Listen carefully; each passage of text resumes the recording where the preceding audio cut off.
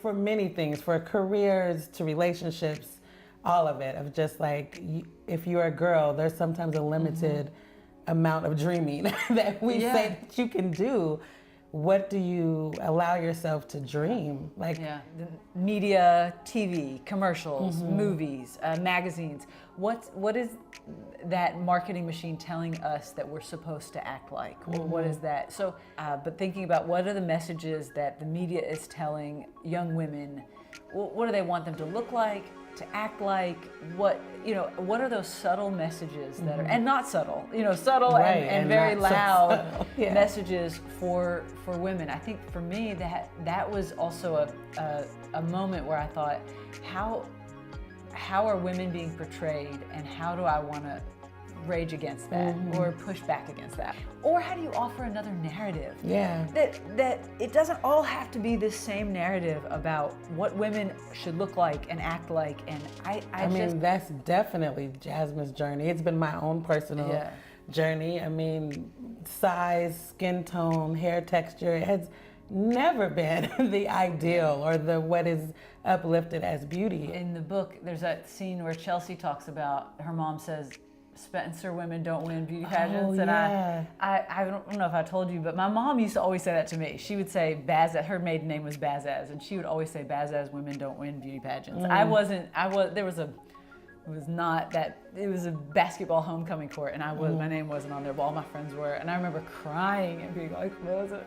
And my mom said, whatever, Bazaz women don't win beauty pageants. And then she took me to get a sundae at McDonald's. And I was like, it's okay, it'll be okay. But I also, as I've gotten older, the idea that also her struggles with beauty, according to one idea of this is what beautiful is. I was talking to someone, they were like, I love that you have flawed characters in your books, and what they meant was fat, like big girls. And I was like, well, I don't know that that's a flaw. That's just who they are. And I'm trying to write, girls who are human and who some are big and some are not, some are dark skinned, some are not, and that all of us deserve to have our stories told. They're going to market a certain way to look and a certain way to be in the world. And for young people to be able to read media and not consume it, I feel like that part is what is a vulnerable part of the book to me. Like, there's this moment where they find each other, this special moment of them figuring out,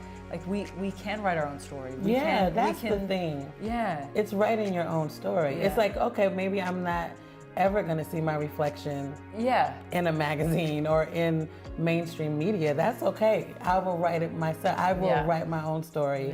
Be who you wanna be. Look how you want to look, own who you are, be proud of who you are.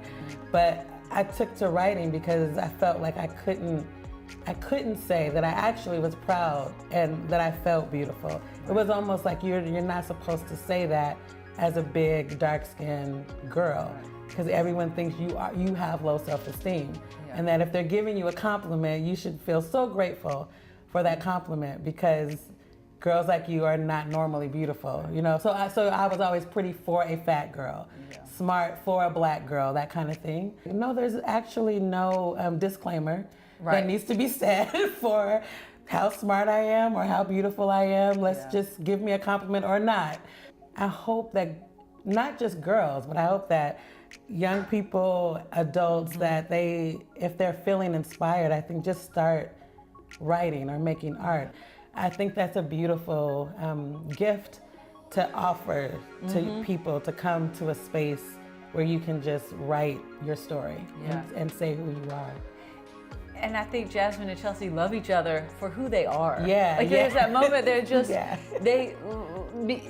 because of those things that make them unique and eccentric and special, they love each other because of that. And you're worthy of greatness from your friends and from your romantic partners, and that is a special part to me of Watch Us Rise too, that feels like there are these spectacular, wonderful relationships between friends and people you love out there, and they exist because we exist. You know what I mean? Like, it's so I have not thought about, like, in a way, so Chelsea is, in this relationship or after this relationship that actually is not good for her. Right. And she's learning how to, like, set boundaries and set better expectations for herself of like, I deserve better. Yeah.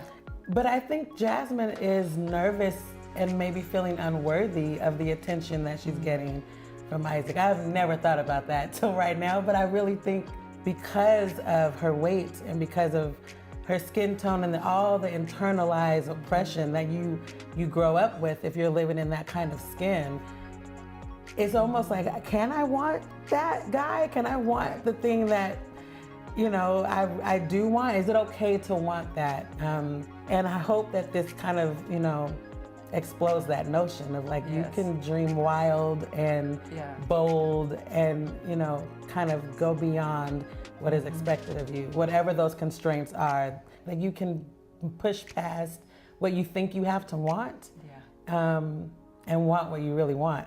Yes. And wait for that thing to come, whatever that thing is, that it can come to you.